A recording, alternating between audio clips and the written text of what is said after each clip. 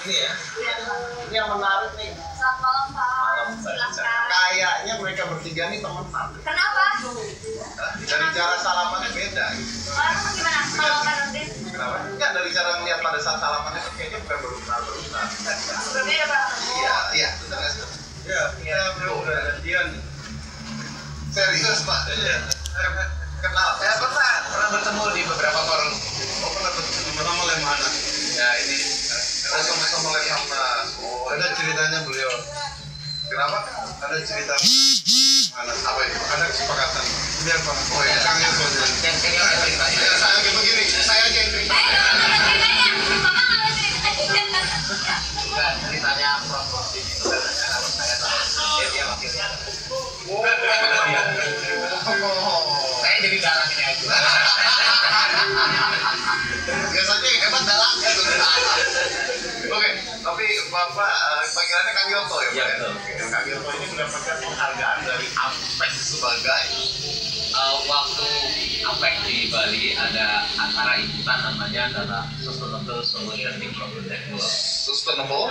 Solution Development Network Oke. itu adalah satu badan dunia baru PBB yang memfokuskan tentang bagaimana mencoba membuat inisiatif pembangunan berkelanjutan.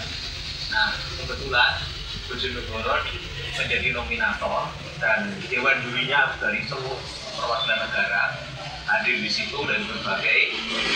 Waktu itu Bojonegoro mengajukan cara membangun infrastruktur jalan. Kami membangun dengan cara paving.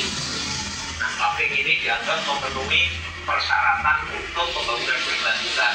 Syarat pertama menimbulkan tenaga kerja. Syarat kemudian dia efisien, murah, yang lingkungannya pun juga terkena, ya, lingkungannya bagus. Karena apa? Air bisa masuk. Nah, yang tidak kalah pentingnya adalah masyarakat semua bisa terlibat, baik mengawasi maupun memperbaiki. Dari sisi transparansi, kalau paving itu di forum itu paling karena K-nya itu berapa, ukurannya berapa, dengan mudah sekali. Ya. Oke, dan Anda di situ kan bicara tentang mengatasi tingkat di Bojonegoro itu tingkat kemiskinan besar sekali. Jadi Bojonegoro itu kalau kita baca di dalam bukunya Fender Endemic Poverty, daerah yang paling miskin di Jawa pada tahun 1900 itu Bojonegoro. Tahun 2000 Bojonegoro masih termiskin di Jawa Timur. Tahun 2008 kita nomor 3 termiskin. Nomor 3 Ya, 2008. sekarang kita posisi nomor 9. Mengapa Bojonegoro sangat miskin? Pertama, tanahnya tuh gerak.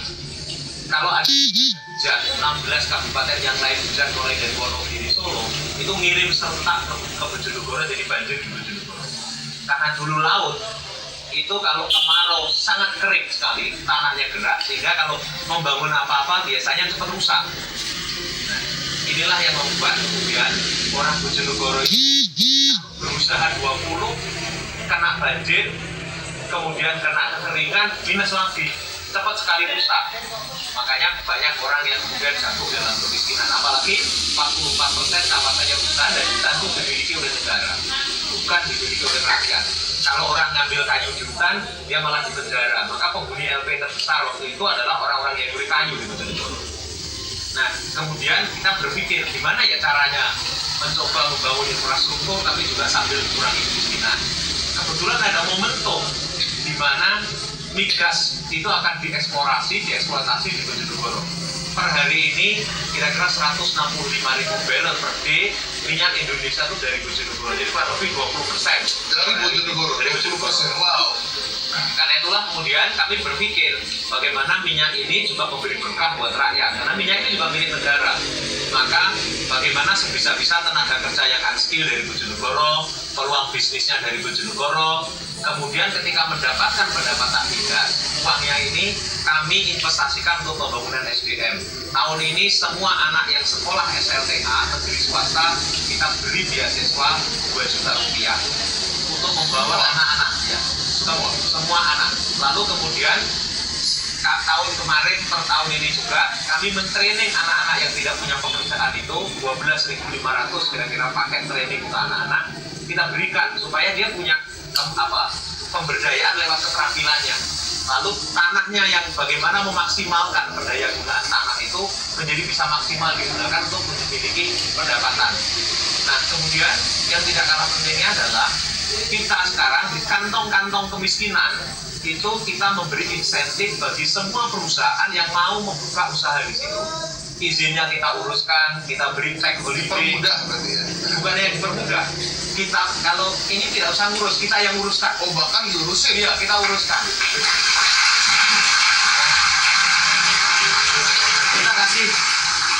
Kita kasih pajaknya bebas. Kemudian kalau biasanya UMK itu tinggi, khusus di kantong-kantong kemiskinan ini tidak ada UMK, yang ada UUP, upah umum pedesaan, cukup Rp1.005.000.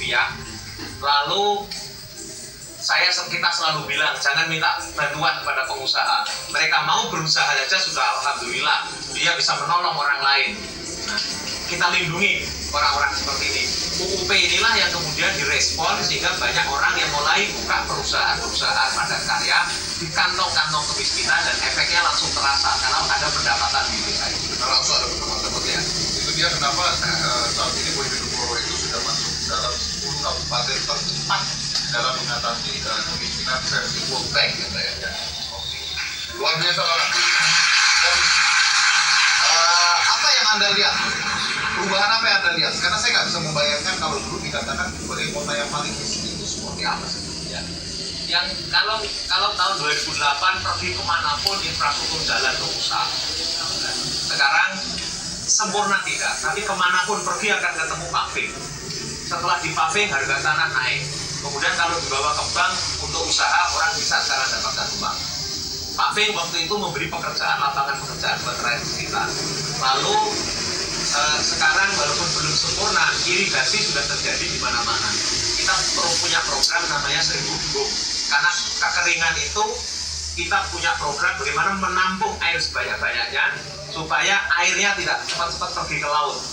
Ya. Kemudian Bengawan Solo yang tadinya selalu menjadi petaka karena selalu banjir, kita kembangkan yang namanya living harmony with flood, hidup harmonis dengan banjir. Sekarang kita coba atur kapan tanamnya, kapan tidak tanam. Karena itu kemudian Bengawan Solo tetap memberikan penghasilan. Maka orang-orang sekitar Bengawan Solo yang dulunya banyak miskin sekarang berubah. Jadi kalau kita pergi ke pinggir-pinggir Bengawan Solo, kita lihat rumah-rumah yang mulai menggeliat, kemudian jalan yang kemudian mulai bagus dan bagaimana petani-petani kemudian mendapatkan pendapatan, itu yang terlihat sekarang. Kalau kita pergi ke kota dan desa mungkin nggak jauh beda, karena visi kami kebetulan adalah satu kabupaten sebagai satu polisi. Maka tidak ada kalau masuk ke Bojonegoro Anda masuk kota, nggak ada. Jadi karena desa kota sama, satu dibangun taman di kota, 5 harus dibangun di pedesaan supaya ada perasaan sama, karena membangun perasaan rasa keadilan itu bagian dari pembangunan yang harus kita ciptakan.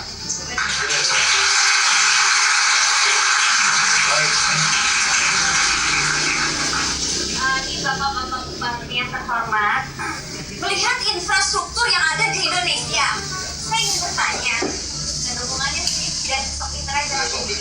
Ya. Jadi gini loh bapak-bapak, biasanya para pemimpin itu suka ada kontroversinya. Apakah bapak-bapak ini pernah mempunyai kontroversi? Apa itu arti kontroversi? Kontroversi Mas Dedi, pakai ditanya lagi kontroversi apa? Penonton kita udah pintar. Oh, gitu. Ngerti kontroversi kan? Sesuatu yang menjadi masalahkan. Oh iya. Bener nggak Pak? Iya. Ya, Ini nanyanya sama yang sama Kang Dedi dulu. oh Kang Diri dulu. Ya saya termasuk barangkali pemimpin di Jawa Barat yang dianggap kontroversial. Berbagai ucapan saya seringkali menimbulkan reaksi publik dan saya tidak pernah didemo oleh masyarakat urusan pembangunan, tetapi urusan hal-hal mengenai berpikir. Hari ini yang dianggap kontroversi dari saya termasuk yang dilaporin di Polda Jabar. Bapak dilaporin di Polda Jabar. Dan salah satu pelaporannya adalah ucapan saya yang mengatakan bahwa 8 asnaf dalam zakat itu adalah kewajiban negara untuk menyelesaikan karena negara telah memungut pajak dari masyarakat, sehingga kita tidak usah repot-repot untuk mendorong-dorong berbagai persoalan kemiskinan diselesaikan oleh masyarakat dan membiarkan negara menggunakan uang seenaknya tanpa perhatikan 8 asnaf dalam zakat. Nah, itu yang melaporkan Anda siapa? Ada seseorang. Oh, bukan rakyat maksudnya.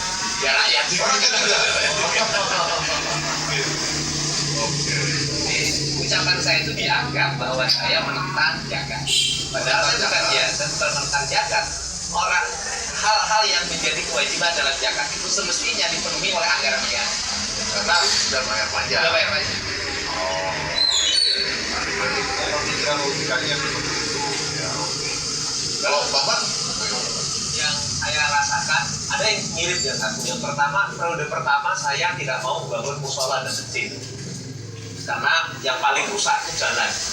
Lalu karena jalan yang paling rusak, irigasi yang paling rusak, maka saya selalu mengatakan bahwa pemerintah itu harus hadir menangani hal-hal yang publik. Karena musola dan masjid kerap kali adalah persoalan komunal, bukan persoalan publik. Ya, itu juga yang membuat kemudian Kang Yoto dianggap tidak ngerti agama. Kenapa persoalan musola masjid kok tidak dibangun lebih dulu? Lalu saya dikasih dalil siapa yang bangun masjid nanti akan dibangunkan rumah di surga.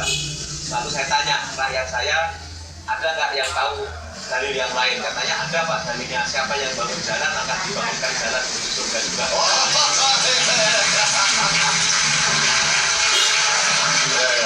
ya menarik ya, karena kalau masjid atau tempat-tempat beribadah itu sebenarnya komunal ya. Jadi orang-orang yang memahami hal tersebut. Tapi kalau jalan ini adalah kebutuhan masyarakat keseluruhan ya. Jadi yang penting duluan ini dibuat. Kecuali kalau masjid itu betul-betul dari suatu publik, misalnya masjid tingkat kabupaten, Ya. baru dibuat kayak bangun masjid di tingkat kabupaten. Baru dibangun. Setelah jalan beres ya. Setelah jalan beres. Oke, silakan Pak Nurdin. Ya, jadi saya tahun pertama itu memang masa sulit karena yang saya prioritaskan adalah bagaimana banjir ini bisa segera diatasi. Pada saat saya membuat check dam, ya karena pantai itu masih penuh dengan provokator itu yang wajib di mana-mana. Apapun kita mau bikin, pasti lebih duluan provokator datang. Kami sampai di waktu kami datang ke lokasi waktu mau rencanaan pembangunan perda itu diadang sama parang Jalan sama Pak. karena mungkin masyarakat lebih percaya provokator gitu ya. Mungkin apa yang disampaikan mungkin hanya diambil secara gratis. Oh ini mengamuk mereka. Tapi kami datang, kami harus datang. Pada saat itu kami sampaikan bahwa ini dalam rangka untuk mencegah banjir, kami akan membangun PKL dan pembebasan lahan di sini bukan ganti rugi tetapi ganti untung. Karena yang beredar bahwa pemerintah akan mengambil begitu saja lahannya, itu kan ya setelah tahu begitu ya alhamdulillah. Yang kedua, ya pas lagi jebol situ Gintung, waktu itu situ Gintung lagi jebol, ini lagi digunakan bahwa ya tunggulah situ Gintung kedua. Tapi ya bagi kita jangan gentar lah ya. Kita karena kita yakini bahwa ini untuk kemaslahatan umat masyarakat, kita lakukan. Ya alhamdulillah setelah cek down selesai, hujan deras pun pantai, ya tidak lagi masyarakat gelisah ya. Mereka menikmati musim hujan dengan tidurnya. Ya pasti ya, yang namanya kontroversi pasti akan selalu ada ya, apalagi ketika seseorang berusaha untuk merubah sesuatu yang jadi lebih baik, pasti ada saja orang-orang yang tidak setuju dan tidak suka dengan perubahan. Karena perubahan itu nggak gampang untuk diterima, mau baik mau buruk perubahan itu banyak diterima. Orang-orang biasanya lebih senang diam dibandingkan menerima perubahan. Jadi pasti ada kontroversi dan mereka menjalankan dengan baik, itu bukan kontroversi, kita tetap menjalankan idealisme. Dan pada tahun ini